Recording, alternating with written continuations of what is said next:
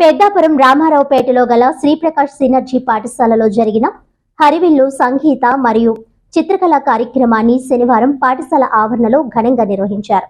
ఈ కార్యక్రమానికి మాజీ ప్రధాని పివి నరసింహరావు కుమార్తె రంగారెడ్డి జిల్లా ఎమ్మెల్సీ సురభి వాణీదేవి ముఖ్య అతిథిగా పాల్గొన్నారు.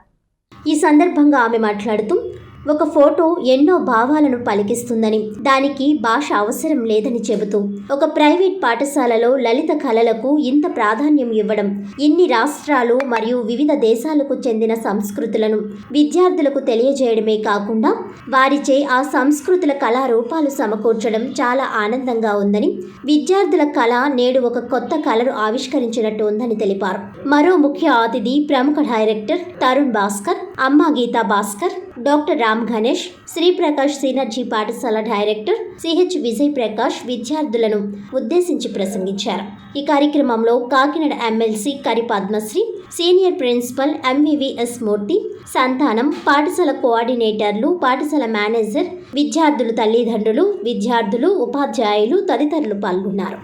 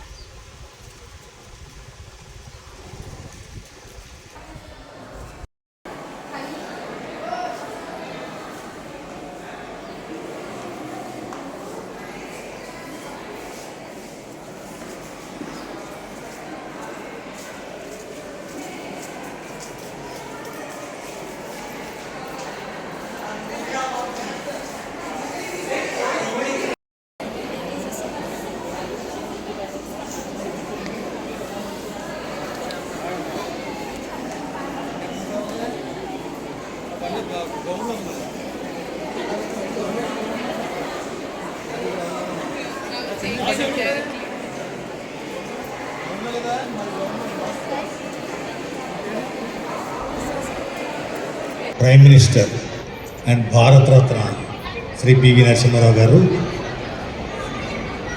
అండ్ శ్రీమతి దాస్యం గీతా భాస్కర్ గారు, she is known film actress, you must be knowing. In recent films she worked in Fida movie, I think, as a mother of the heroine,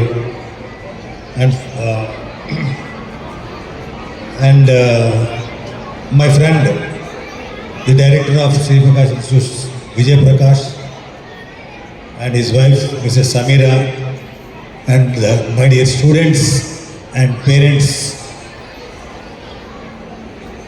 It's a proud moment to me to be a part of this festival, Harivillu.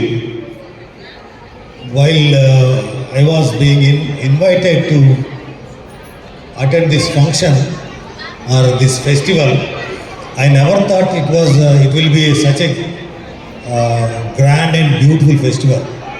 I just thought something will happen on the stage and we'll witness on the from the audience. But it was a fantastic arrangements, and I should congratulate each student and the guide, the drawing teachers, artists who have worked hard. I think for the last 6 months they have worked hard. And as వార్తలను ముఖ్యాంశాలు మరోసారి.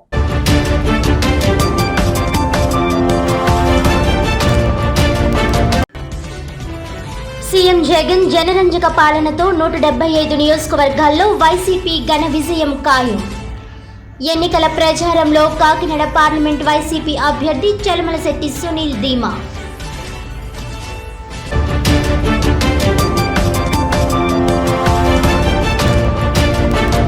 పిఠాపురంలో ప్రత్యర్థుల దుష్ప్రచారానికి తెరదించనున్న జనసేన అధినేత పవన్ కళ్యాణ్. గొల్లప్రోలులో గల నూతన భవనంలో నివాసానికి చకచకా ఏర్పాట్లు.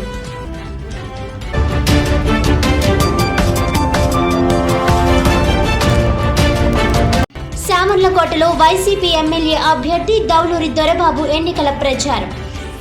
మెహర్ కాంప్లెక్స్ వినాయకుడి గుడి వద్ద ప్రత్యేక పూజలు నిర్వహించి ఇంటింటి ప్రచారానికి శ్రీకారం.